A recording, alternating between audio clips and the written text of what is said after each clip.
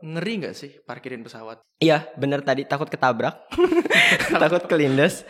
Karena aku kecil. Kenapa akhirnya milih untuk ke Jepang? Akhirnya saya milih ke Jepang karena lebih susah gitu loh nyari pekerjaan walaupun punya pengalaman selama 2 tahun selama di Indonesia. Saya udah pernah tuh nyobain yang kumpul-kumpul bawa amplop coklat, pakai baju Yang putih. job fair. Aku jujur pernah ketipu sama LPK. Hai, hari ini kita kedatangan tamu spesial ya, yaitu Bang Rehan. Dia berpengalaman langsung dan sekarang pun masih kerja sebagai Tokotegino ya, SSW. Betul. Nah, dengar-dengar Bang Rehan ini Gen Z yang tangguh banget dan mindsetnya itu tuh gila-gilaan guys. Tapi ntar kita mau deep dive lagi ya, lebih lanjut itu apa maksudnya tangguh seperti apa. Nah, langsung aja nih kita mau tanya-tanya ya Rehan. Katanya Boleh. pernah jadi tukang parkir Pesawat. Oh, tukang parkir pesawat. Iya, pesawat. Makanya aku bingung kayak di Jepang emang ada tukang parkir, ada TG tukang parkir, ternyata tukang parkir pesawat gitu ya. Iya benar. Dan ini emang belum banyak orang yang tahu, sedikit hidden gem gitu. Untuk dari segi jobnya juga peminatnya masih sedikit ya, setahu saya ya. Dan lowongan-lowongan juga dibandingkan pengolahan makanan, kaigo dan lain-lain itu kuotanya juga masih sedikit untuk di bidang ground handling gitu ya. Oke. Kayak Sebelum gitu. tanya-tanya lebih lanjut nih mau ini nih, karena tadi seperti yang kamu bilang kan emang jarang nih ya. Betul. Ngeri nggak sih parkirin pesawat? Ya, karena kan kamu kecil gitu ya. Depannya itu gede banget gitu. Betul. Suaranya juga kan berisik banget itu ya kalau misalnya lagi parkirin pesawat. Sebenarnya pertama yang aku takutin tuh ketika jadi tukang parkir pesawat ini itu adalah bener tadi takut ketabrak, takut kelindes karena aku kecil. Nah, itu yang bisa yang aku pikirin ketika mau ngambil job ini gitu pertama. Tapi ya setelah beberapa hari kerja di sana gitu, ya mulai terbiasa sih dan nggak ada takut-takutnya sama sekali. Nggak pernah ada accident ya, syukurnya gitu ya. Alhamdulillah nggak ada. Oke, karena kan di bandara juga ada, nggak cuma pesawat, ada mobil, Betul. ada orang, ada bawa troli juga gitu kan ya, jadi agak chaos gitu. Iya. Nah, kalau misalnya orang yang terbang dari Jepang nih, itu tuh kan biasanya pesawatnya itu suka ada yang dada-dada. Berarti kamu salah satu yang dada-dadain teman-teman yang ke Jepang itu ya. Nah itu bedanya bandara di Jepang itu sama bandara lain itu kayak gitu, servisnya ke Okinawa atau penumpang itu lebih lebih bagus gitu dibandingkan dengan bandara-bandara yang lain karena kan nggak ada gitu ya servis bagus itu di kayak Indonesia pun kayaknya nggak pernah lihat gitu loh. Dan aku baru pertama kerja di ground handling itu disuruh ngelakuin itu kayak ya pasti malu tapi kayak seneng juga gitu loh bisa ada interaksi gitu sama penumpang walaupun dengan dada-dada kayak gitu bikin doang. Orang impresinya Betul. ternyata bagus. Nah kayak gitu. Nah kalau di kalau mobil itu kan kita bisa bilang bang kiri gitu kan. Jadi kayak kedengeran gitu. Kalau misalnya buat parkir pesawat triknya gimana nih biar pilotnya tuh tahu kurang kiri atau kurang kanan gitu?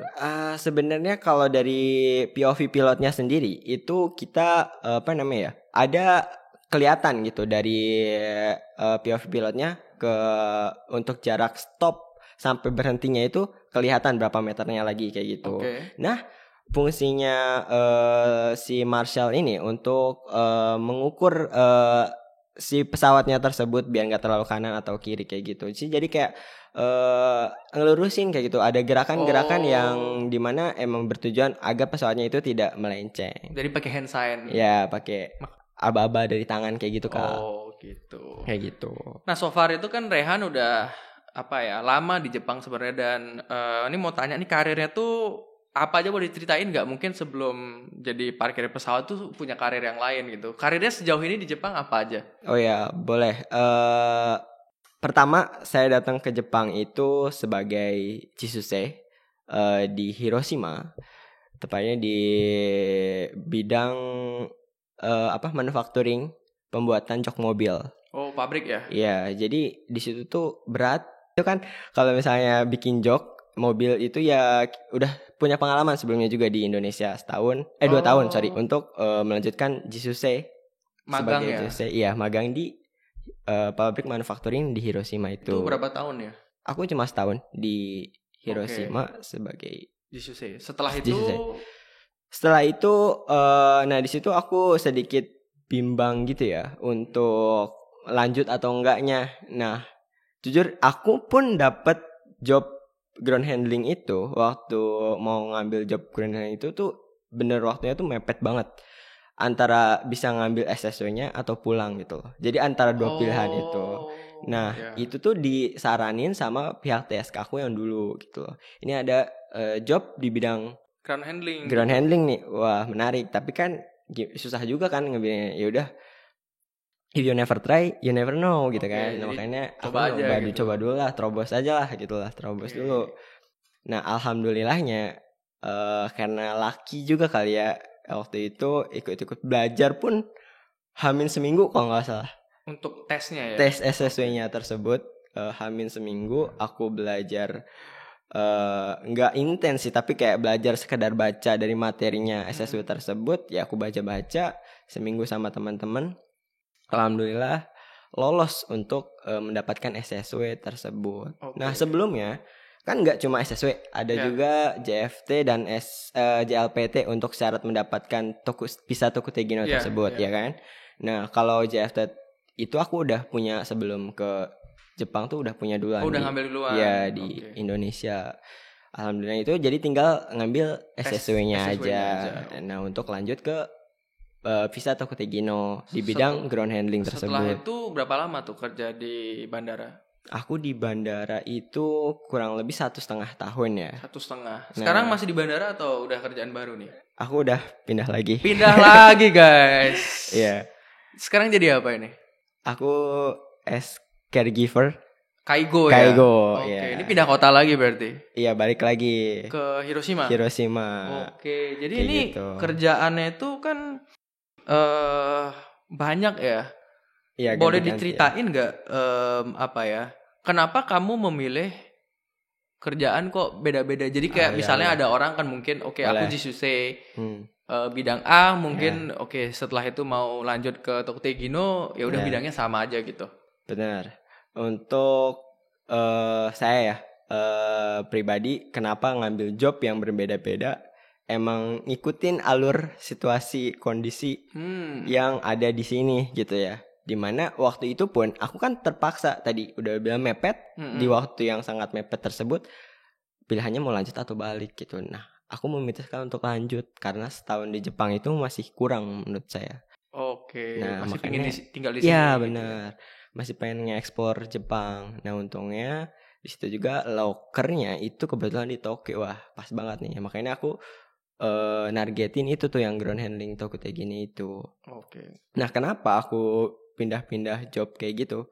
Sebenarnya gak ada ingin niat pindah-pindah job atau bidang kalau emang aku cocok kayak gitu. Contohnya waktu di ground handling kemarin, kalau misalnya cocok dalam segi lingkungan kerja, salary dan lain-lain, aku mungkin bakalan bertahan. Dan ada beberapa alasan juga kenapa aku juga akhirnya mutusin untuk pindah ke Hiroshima lagi. Kotanya iya menarik juga kayak gitu ya. Iya, dan dia jujur ada someone di sana gitu ya. Makanya ada someone. Ya, jadi makanya ngejar cinta ya. Aku nggak nyari job tuh berdasarkan bidang, tapi berdasarkan lokasi, based on location gitu. Preference ya. Iya gitu. Jadi nggak ada kayak istilah Jepangnya nggak ada kodawari, yang penting ya udah kerja aja gitu. Nah aku lagi nyari tempat tuh di Hiroshima. Kalau emang misalnya ada di bandara lagi pun waktu itu lokernya ada, ya aku bakal ngambil di job bandara lagi. Tapi karena loker di bandara itu banyak masih sedikit dan utamanya di kota-kota besar kayak Osaka, Tokyo, Fukuoka. Betul. Nah itu di Hiroshima tuh nggak ada Kak. Makanya karena aku pengen di Hiroshima di tempat tersebut biar dekat dengan orang tersebut. Makanya aku mutusin untuk ngambil di job tersebut gitu. Kalau job sebenarnya nggak ada masalah sih. Ini apa aja terobos. Balik ke awal sedikit ya. Sebelum kamu waktu itu kan pertama banget ke Jepang jadi Jisuse. Itu boleh ceritain nggak secara garis besar aja prosesnya gimana? Apakah kamu harus lewat LPK dulu atau gimana cara nyari kerjanya gitu? Oh ya, sebenarnya dulu tuh perjalanan untuk menentuin gitu keputusan aku buat ke Jepang itu bener-bener panjang lah, punya long story gitu. Tapi short story-nya aku ikut LPK. Ikut pelatihan. Iya pelatihan, tapi ya semua nggak berjalan sesuai semulus itu. Pasti ada rintangan-rintangannya. Aku jujur pernah ketipu sama LPK. Tipu sebelum ke Jepang ini? Iya. Itu gimana tuh, boleh diceritain nggak? Nah, kalau untuk ketipu ini aku nggak mau nge-spill ya LPK-nya apa namanya ya. Jangan lah. Ya. Nah, aku tuh mungkin karena ya waktu itu adalah corona, di waktu-waktu zaman corona tersebut job untuk di Jepang itu sedikit lebih susah. Kayak gitu, dan susah untuk datang ke Jepang. Nah, mungkin dengan alasan LPK tersebut beralasan seperti itu, jarang mendapatkan job, dan akhirnya aku tuh belajar bahasa Jepang terus sampai akhirnya nggak berangkat. Kayak gitu. Bukan ditipu sih, lebih dianggurin. Nah, dicuekin kayak gitu. Di LPK yang pertama kali aku masuk untuk proses pengen bekerja di Jepang yang tersebut. Akhirnya ganti ke LPK lain. Akhirnya aku ganti LPK. Nah, LPK yang aku ganti ini kebetulan juga lagi open locker untuk bidang manufacturing. Kebetulan aku juga cocok, matching sama pengalaman syarat-syaratnya oke. Nah, aku coba daftar lah di LPK tersebut. LPK TIT gitu ya. LPK tersebut. Nah, aku prosesnya itu enak gitu kalau di LPK tersebut ya. Salah satu LPK terbesar lah di Indonesia. Nah, makanya LPK tersebut aku proses belajar dari sana. Oh enggak, gini, kalau LPK tersebut sistemnya gini. Untuk yang Jisuse ya, ada kriteria untuk Jisuse tersebut. Kalau emang cocok, ada seleksinya terlebih dahulu, dan kalau udah lolos itu langsung mensetsu. Jadi bagusnya di sana. Nah, iya, aku keterima job dulu baru belajar. Jadi ada sebuah kepastian gitu. Kalau kamu sudah dapat jobnya, baru kamu dapat skillnya. Biar enggak kamu udah bayar biaya pelatihannya itu. Itu gimana cara kamu misalnya tahu ini LPK-nya yang bagus? Ada tips nggak buat teman-teman mungkin? Oh ya, pertama tips untuk mencari LPK yang baik dan benar. Kalau berdasar based on pengalaman aja ya. Pengalaman aku itu adalah teman-teman itu cari LPK yang SO. SO itu apa? Dan ada dua tipe LPK, yang SO dan bukan SO. SO tuh kayak ada sertifikat, pokoknya yang lembaga punya sertifikat lah gitu. Resmi dan resmi. legalitas dan keresmiannya dicek gitu ya. Nah, sama pemerintah dan SO. Kalau enggak SO berarti IM Japan tuh juga bagus. IM Japan. Ya boleh kayak gitu. Nah, jangan cari LPK yang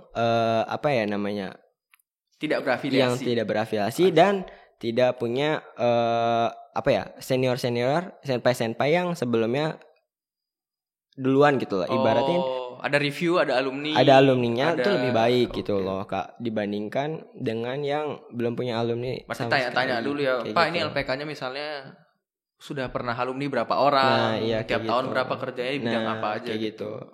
Nah, menurut aku sih itu doang sih saran buat dari cari LPK gitu, based on pengalaman saya. Nah ini kenapa kamu kan tadi sempat nyinggung sebentar ya, pernah kerja di Indonesia sebenarnya ya. Benar. Sebelum jadi magang di Jepang itu, kenapa kamu dan ini tuh waktu itu kan tahun berapa, sebelum corona, berarti kerja di Indonesia sebelum corona. Itu kan ya kalau kita bilang belum populer ya. Dapur aja dulu itu belum ada dulu. Belum ada. Apa yang membuat kamu memutuskan, aduh aku mau coba ke Jepang aja lah gitu?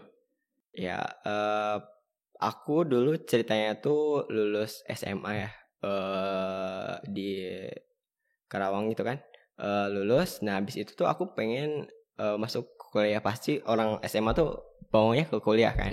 Tapi sayangnya nggak lolos gitu, dari semua seleksi nggak lolos lah gitu. Singkat ceritanya, aku putusin buat gap year. Sambil gap year aku masuklah kerja, cari kerja di daerah aku kayak gitu, dan banyak lowongan juga di sana di pabrik-pabrik gitu kan untuk fresh grade. Walaupun SMA, SMK juga saya terobos aja lah dulu kan. Makanya alhamdulillahnya juga waktu itu abis lulus SMA ngelamar di PT tersebut, terus akhirnya dapet saya job di sana kayak gitu. Nah, kenapa akhirnya milih untuk ke Jepang? Akhirnya saya milih ke Jepang karena setelah setelah habis kontrak tersebut 2 tahun, saya mikir gitu kayak lebih susah gitu loh nyari pekerjaan walaupun punya pengalaman selama 2 tahun selama di Indonesia kayak gitu. Susah mau pindah kerja. Iya, walaupun saya udah punya pengalaman selama 2 tahun di pabrik besar lah itu bilangnya ya. Nah, selama saya nyari itu, saya udah pernah tuh nyobain yang kumpul-kumpul bawa amplop coklat, pakai baju yang putih. Job fair. Iya. Sekarang lagi populer yang job fair. Iya, yang kemarin di Bekasi itu. Kemarin di Bekasi iya, itu kayak gitu. Udah kayak gitu duluan dari dulu. Udah dari dulu sudah ya. kondisinya seperti itu sebenarnya. Iya, gitu di Indonesia tuh udah kayak gitu. Nah, itu namanya di apa gitu? Pokoknya di tempat sampai kayak gitunya, wah ini udah udah susah lah gitu kayak, apalagi cuma lulusan SMA gitu ya. Saya insecure dong, makanya kayaknya mungkin so far keputusan terbaik saya tuh memilih untuk ngambil coba cari di luar aja ya, gitu. di Jepang itu kayak gitu loh. Dan itu keputusan yang paling tepat menurut saya gitu loh. Kalau sekarang kan baru rame tuh kabur aja dulu. Iya. Kalau saya kabur dari dulu. Udah kabur bukan karena dulu. Ikut tren ya, karena kondisi pribadi gitu. Karena emang kondisi pribadi dan pengen punya pengalaman juga di Jepang kayak gitu. Ya udah, aku buru-buru kan karena prosesnya itu mungkin agak lama ya, dari berhenti sampai dapat pekerjaan lagi tuh agak makan waktu juga prosesnya, interview kayak gitu lagi. Itu kan agak memakan waktu ya. Makanya aku usahain buat benar-benar belajar dalam 1 bulanan kayak gitulah. Kebut gitu. Iya, di kebut sistem itu kebut. Tesnya itu boleh diceritain nggak biar penonton kebayang itu. Contoh soal tesnya itu apa? Apakah tesnya pakai bahasa Jepang gitu atau pakai bahasa Inggris? Nah, fun fact-nya gini, yang Kaigo, tes Kaigo itu, yang SSW Kaigo itu yang bahasa Jepangnya lebih gampang daripada yang bahasa Inggris. Daripada bahasa Indonesia. Oh, bahasa Indonesia. Iya, daripada bahasa Indonesia ya. Kenapa gitu? Karena mungkin juga biar orang lebih gampang kali ya ngedapetin SSO yang bahasa Jepangnya kayak gitu ya, dibandingkan yang Indonesia. Kalau yang Indonesia tuh lebih detail dia dari segi nama penyakitnya. Kan ada kayak anemia tuh ada banyak nih anemia jenisnya nih. Iya. Nah itu tuh kalau ini tuh jenisnya apa, ini jenisnya apa, kayak gitu. Lebih detail lagi dan lebih susah sih untuk dari segi kayak orang yang awam ya, dari segi kesehatan kayak gitu ya. Aku lebih gampang malah di bahasa Jepang ya dibanding bahasa Indonesianya. Setelah kamu ngalamin, apakah menurut kamu tuh tesnya itu cocok gak sama kerjaannya gitu? Memang pas banget gitu? Atau tesnya agak kurang cocok sama kerjaannya, agak beda gitu? Sebagian besar cocok. Dari SSW ke pekerjaan Kaigo itu sebagian besar cocok. Karena apa? Karena di Kaigo tuh di materi SSW-nya itu banyak menjelaskan tentang cara, paling gampangnya paling seringnya dorong kursi roda deh. Itu tuh dijelasin di SSW-nya tuh, di materi itu tertulis gitu loh. Cara dorong kursi rodanya gimana, kalau misalnya ada tanjakan gimana. Terus cara ngebangunin oji sango basangnya gimana di tempat tidur. Itu semua ada di materi dan itu benar-benar kepake ketika aku kerja langsung praktek sebagai Kaigo. Ini kan tesnya itu tes tulis ya. Ada tes praktek gak kalau misalnya? Kalau Kaigo nggak ada sih, untungnya. Untungnya nggak ada. Tapi dari sisi perusahaan yang mau terima kamu, ada training lagi nggak biar kan kamu lolos tesnya, tapi prakteknya seperti ini diajarin lagi gitu? Kalau di perusahaan aku nggak ada ya. Aku begitu datang, mungkin bahasa ya. Kalau bahasa kamu oke, mungkin disuruh ngelakuin banyak, langsung ditugasin langsung banyak, seperti halnya orang-orang yang udah punya pengalaman sebelumnya. I see. Kayak gitu, makanya aku langsung disuruh ngapa-ngapain ya langsung. Tapi ada supervisi juga gitu, ada diliatin sama awal-awal pasti dikasih tahu ya, dibimbing caranya untuk kayak gini ya. Karena emang pure ya, saya non pengalaman di Kaigo kayak gitu, karena pabrik terus kan sebelumnya. Makanya di Kaigo ini benar-benar pertama fresh ya, baru banget. Dan sedikit apa ya, deg-degan. Deg-degan itu juga. Kayak gitu. Makanya ini benar-benar pengalaman baru buat saya kayak gitu di Kaigo. Tadi kan kamu sempat nyebut sebenarnya prosesnya tuh butuh waktu gitu. Bener. Kira-kira dari waktu kamu total ya, dari kamu mempersiapkan Ya. belajarnya itu sampai kamu dapat kerjanya dulu deh nih. Belum pindahnya ya. Hmm. Belajar sampai dapat offer itu berapa lama? Aku kurang lebih 2 bulan ya. 2 bulan. Habis itu dari dapat offer sampai kamu memulai kerja yang baru itu nunggu berapa lama lagi? Ya 1,5 bulan. Oke, total 3 bulan. 3 bulan 4 bulan lah. Dan ini di kasus yang kamu juga cerita itu sebenarnya materinya dikejar habis-habisan gitu kan? Benar. Nah ini ada, kenapa aku nanya gitu? Karena ada yang nanya, ini sebenarnya di TikTok kita kemarin ada yang nanya ini, bukan ada yang nanya ya, ada yang komen. Di Jepang itu gampang banget kak nyari kerja. 1 hari juga saya bisa dapat, 2 minggu juga saya bisa dapat katanya. Itu menurut Rehan gimana nih?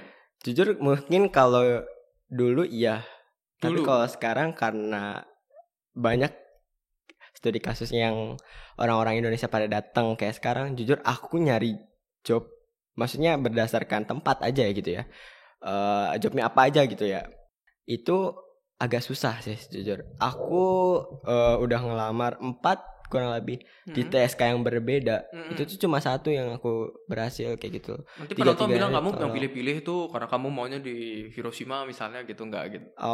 Sebenarnya kalau tergantung ya. Kalau aku ya, aku pribadi itu aku nentuin tempatnya dulu di sini.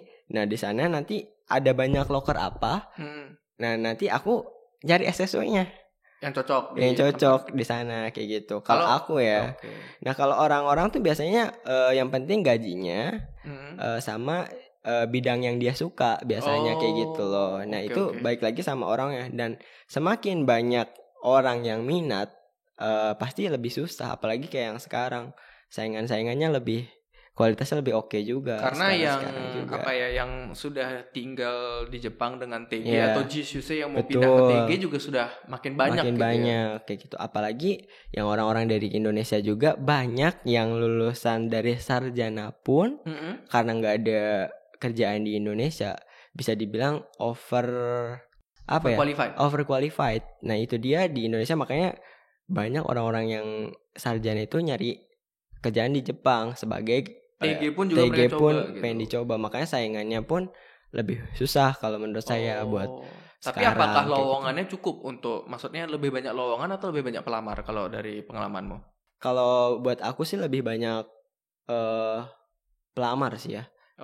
Kalau yang pengalaman pribadi ya, karena aku based on location sih soalnya nyarinya ya, dibandingkan orang-orang yang based on bidang salary kayak gitu juga. Mungkin kalau bidangnya sama, lanjutin bidang sama mungkin bisa lebih cepat gitu ya. Tapi kalau 2 minggu itu kayaknya enggak gitu ya. Walaupun bidangnya sama.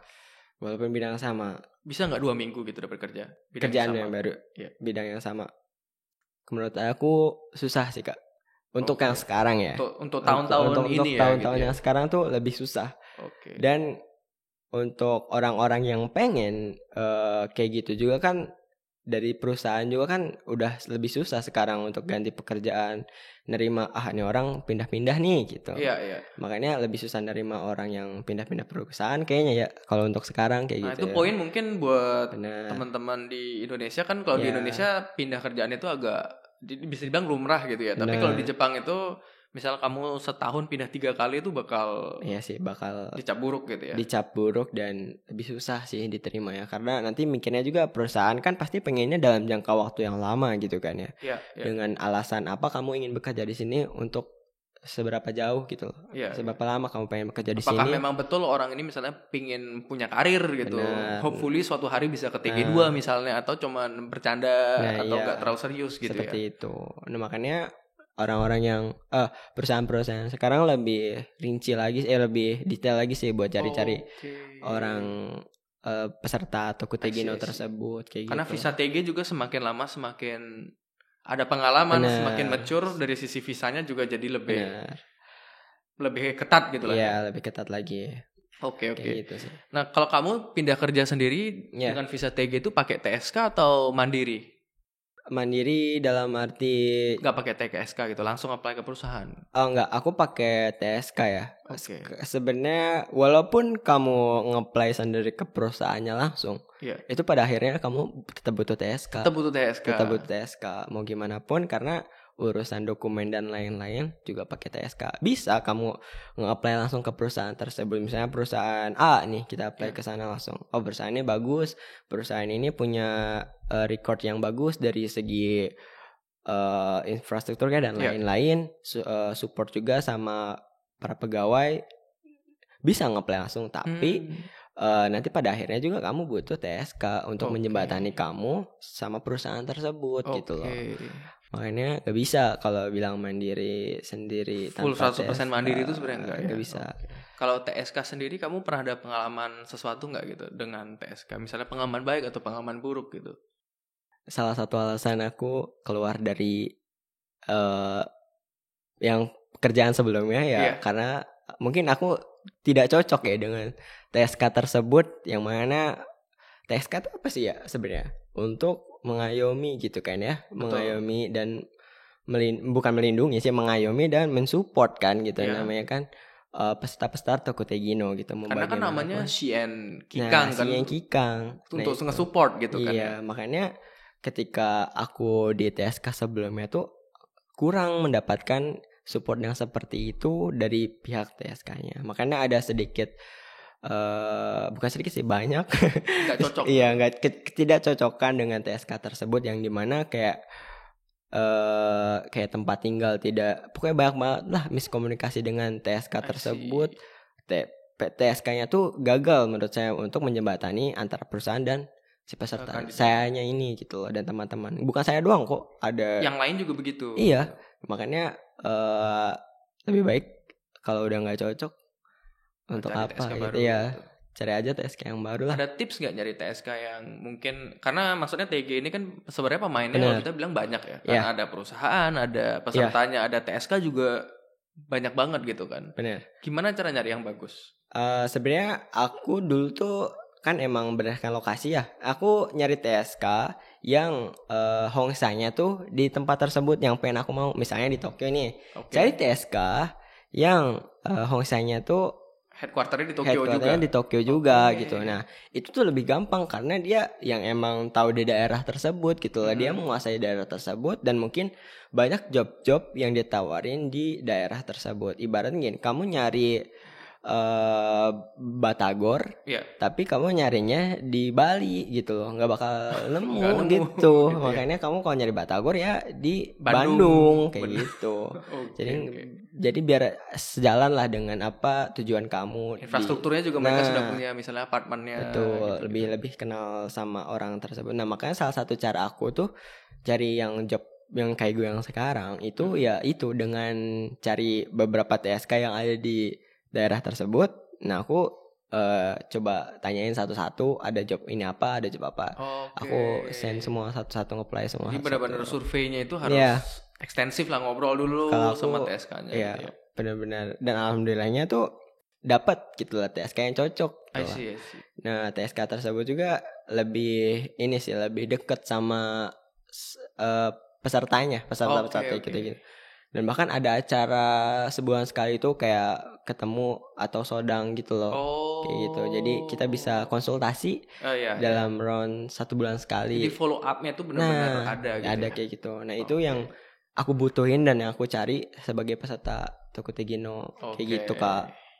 Kita mau ganti sedikit ke topik kehidupan kerjanya gitu ya. Pernah nggak kamu misalnya ada karena kamu kerja di lapangan gitu ya. Pernah nggak kamu mengalami atau melihat gitu, menyaksikan pengalaman yang kurang mengenakan atau kayaknya nih nggak pas gitu, harusnya nggak kayak gini gitu, pernah nggak? Untuk di bidang di lingkungan kerjaan, lingkungan kerja ya. Kalau di Jepang karena emang kita ketemu kerjanya dengan orang asing juga ya, lebih banyak cekcok sih. Banyak cekcok dengan orang asing juga. Sama pekerja TG berarti juga. Karena mungkin emang dari segi komunikasi kita beda kan ya. Terus dari segi budaya juga dia beda. Lebih banyak ini sih cekcok dengan orang-orang yang selain orang Indonesia kayak gitu ya. Dan orang-orang Indonesia pun lebih cuek setahu saya. Orang Indonesia lebih cuek maksudnya? Iya, lebih cuek dan masing-masing sih kalau kata saya di Indonesia semenjak di Jepang ya. Saya lihat orang Indonesia tuh POV-nya tuh kayak udah masing-masing, tidak mau mengenal sesama orang Indonesia, tidak saling support gitu. POV saya ya. Bukannya kalau misalnya logikanya anggaplah karena kita sama-sama di luar, sama-sama Yeah. orang Indonesia, Yeah. misalnya kerja di perusahaan Yeah. atau di industri di Genba yang sama Yeah. gitu. Yuk saling membantu gitu, nggak kayak gitu malahan. Kemarin waktu timnas sama Indonesia itu baru tuh kelihatan di situ tuh persatuannya. Selain di luar itu kayak sedikit kurang gitu.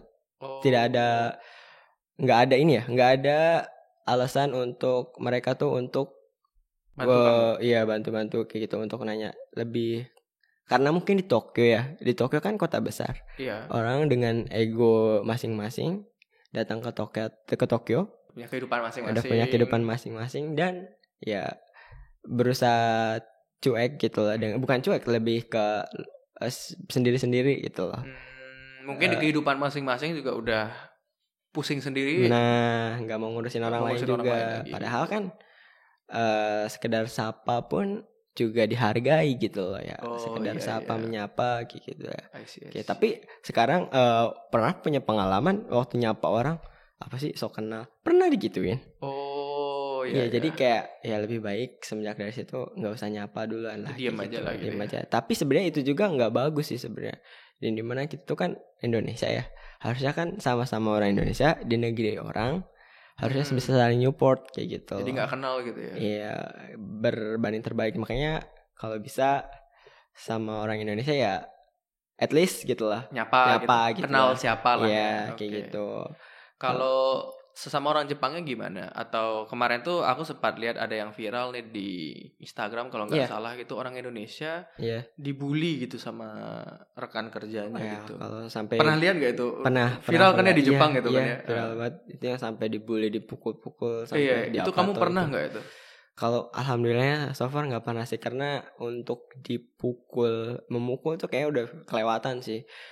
Maksud aku tuh kalau dari segi kalau dia marah gitu ya mungkin dimarahin pernah lah sekali 2 kali. Tapi kalau untuk mukul kayak gitu, kayak kalau so far aku belum pernah dan belum pernah lihat teman-teman aku. Untungnya masih gitu. Batas pembulian tuh seperti apa sih? Maksudnya di Jepang yang dianggap dibully, kalau dibully lapor misalnya gitu. Sebatas apa itu yang bisa dianggap dibully? Nah, dibully di Jepang ini menurut saya apa ya?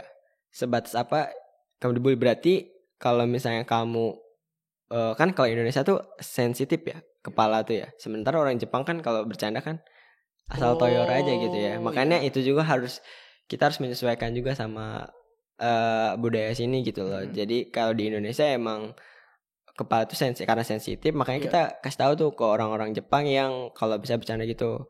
Kayak gitu. Kita kasih warning dulu. Iya, warning dulu, jangan langsung kayak main lapor juga gitu loh. Mungkin kalau sekali dikasih tahu masih ngelangin lagi, baru tuh boleh tuh lapor polisi. Mungkin intensi ini memang dia mau kekerasan. Gitu. Nah, kayak gitu. Lebih bahaya juga sih kalau orang Jepang keras tuh, benar-benar keras sih. Selain keras fisik, kalau misalnya yang non fisik tuh kayak gimana tuh misalnya batas bully? Kalau bully tuh namanya orang Jepang bukan ngebully tuh nggak langsung kayak lu jelek, lu bau, nggak kayak gitu. Dia gitu. lebih halus caranya gitu. Misalnya gimana tuh? Misalnya kerjaan, misalnya lu nggak suka sama orang tersebut nih, orang Jepang nggak suka sama saya nih. Ya. Pasti saya ditaruh di tempat pekerjaan yang lebih besar dibandingkan dianya, kayak gitu. Gajinya sama tapi kamu benar, kasih kayak yang gitu. lebih susah. Betul. Nah, makanya banyak orang-orang di Indonesia, orang-orang Indonesia yang kerja di Jepang itu dia ngerasa kayak kerjaannya lebih berat dibandingkan orang Jepang, karena emang disuruh untuk kerja yang lebih berat kayak gitu. Tapi kalau gitu agak susah dong dibuktikan kalau misalnya kita lagi dibully gitu. Iya, benar sih. Dan emang bukan bagus sih. Caranya Jepang untuk membuli itu kan halus ya, dengan tatemae gitu kan ya. Di belakang diomongin di belakang, dan dengan cara yang lain kayak gitu loh. Agak elit ya. Iya, dibanding gitu. Kalau Indonesia kan ceplos-ceplos gitu ya. Iya. Kalau dibilang langsung kayak gini gimana? Kalau Indonesia, di orang Jepang tuh lebih beda gitu. Ada tips gak buat kamu, buat teman-teman pekerja lain misalnya untuk prevent dibully, atau kalau dibully gimana cara menyelamatkan diri gitu? Kalau misalnya kalian pernah dibully selama bekerja di Jepang, saran saya sih kalian langsung lapor. Jangan pernah takut untuk lapor kepada pertama TSK dulu. karena sebagai penanggung jawab kalian selama di Jepang. Nah habis itu kalau emang dari TSK-nya juga biasanya TSK tuh tidak mau ambil repot. Ada yang nggak mau repot juga. Iya, makanya kalau udah TSK udah nggak mau repot, berani aja langsung lapor polisi. Dan apalagi yang sekarang lebih gampang untuk ngeviralin dengan video-video kayak gitu, itu lebih ngebantu sih. Karena itu bukti juga gitu ya. Dan kalau lapor juga harus berdasarkan bukti ya. Iya. Dan susah untuk melapor tanpa bukti, sama aja omong kosong sih, kayak gitu. Oke, ini mungkin ada udah mau dikit-dikit nih. Ya. Banyak overtime nggak kerja di mana lapangan? Nih? Oh, waktu di ground handling. Atau di umum lah, secara umum so far kamu kerja di Jepang banyak kan udah 3 kali ya. Iya, nah, kalau yang pertama dulu saya di pabrik khususnya, itu dulu alhamdulillah banyak. Alhamdulillah justru kalau banyak. Iya. Untuk saya ya. Kebalikan dengan orang Jepang. Orang Jepang kalau dibilang Janggyo, aduh Janggyo gitu kan. Aduh lembur gitu kan. Kalau kamu kenapa suka? Ya karena semakin banyak lembur semakin banyak uang. Karena per jamnya itu dapat tambahan gitu tambahan. Dan orang-orang yang seperti saya gitu ya, mungkin orang juga beda-beda, tapi kalau saya pribadi lebih suka untuk Janggyo waktu awal-awal pertama ke Jepang. Kenapa? Karena ya kan ada tuh yang namanya dana talang tuh. Nah, itu kan awalnya kan betul. Ya, itu untuk ada lunasin itu ya. Itu mau lunasin itu juga semangatnya waktu tahun pertama tuh masih full gitu loh, masih semangatnya masih membara lah untuk melunasi hutang dan bekerja. Untuk melunasi hutang yang bekerja di Jepang masih membara lah, walaupun capek gas terus gitu loh pokoknya. Nah di tahun kedua itu tuh berbeda. Udah capek lah gitu, yang penting kerja, pendapatan cukup dalam 1 bulan itu, bisa makan, bisa ini, bisa ngirim. Nah habis itu mulai sadar tuh nggak perlu Janggyo banyak asalkan mental masih waras. Nah kayak gitu. Kalau yang terakhir yang kayak gue ini, makin lama kerja di Jepang, udah hampir almost 3 tahun saya di Jepang. Semakin sadar juga ternyata lembur itu melelahkan. Dan untungnya di Kaigo tuh yang kerjaan sekarang saya jarang ada lembur. Karena takut nggak bisa nanti juga ada kecelakaan kerja, kan juga bahaya sebenarnya gitu ya. Betul, makanya lebih kayak cocok sih sama perusahaan yang sekarang. Jadi tanpa lembur, tapi ya gaji alhamdulillah lah gitu, pas-pasan. Nah ditambah yakinnya juga tetap ngebantu sih, dari yakinnya itu. Apartemen ya? Yakin. Kerja malam, shift malam. Yakin. Kerja malam. Kerja malamnya itu kan ada di Kaigo kan lama itu ya. Dibandingkan karena shift-shiftan gitu. Iya, shift-shiftan juga. Ada shift malam, shift pagi gitu. Oke, Rehan, nih aku mau tanya pertanyaan terakhir ini ya. Boleh. Selain yang obvious yang kita udah tahu, mau kerja TG atau kerja apapun di Jepang, kamu butuh kualifikasi, kamu butuh bahasa Jepang, udah tahu semua. Apa hal lain yang bisa kamu, atau advice yang bisa kamu kasih teman-teman penonton di sana yang masih berusaha gitu untuk kerja di Jepang? Apa yang bisa kamu kasih tahu mereka? Boleh. Jadi saran dari aku pribadi yang sebagai Toku Tegino yang udah berpengalaman di Jepang, terus semangat buat dapatkan kehidupan yang layak di Jepang ini. Karena di Jepang ini kalau kalian bisa survive, itu banyak banget bidang dan kesempatan yang bisa kamu ambil ketika kamu berani untuk mencoba sesuatu yang baru. Dan kamu bisa merasakan itu ketika kamu nanti udah di Jepang. Intinya kalau misalnya kamu bisa mencari tahu dengan sendiri, mengeksplor sendiri, ternyata Jepang itu, dunia itu selebar itu, nggak cuma di Indonesia. Bahkan di Jepang pun kalian bisa menciptakan sebuah karir yang lebih bagus dibandingkan yang hanya gitu-gitu aja gitu ya, kerjaan di Indonesia gitu loh. High risk, high return. High risk, high return. Take a risk, be stronger, kayak gitu. Be tough gitu ya. Iya, betul. Oke, Kayak gitu, thank you banget Rehan karena udah menyempatkan datang ke podcast kita hari ini. Makasih, Mudah-mudahan sama-sama. bisa bermanfaat buat teman-teman, ada mindset dan ya pengalaman-pengalaman yang udah diceritain. Ya. Sampai jumpa di podcast berikutnya. Bye bye.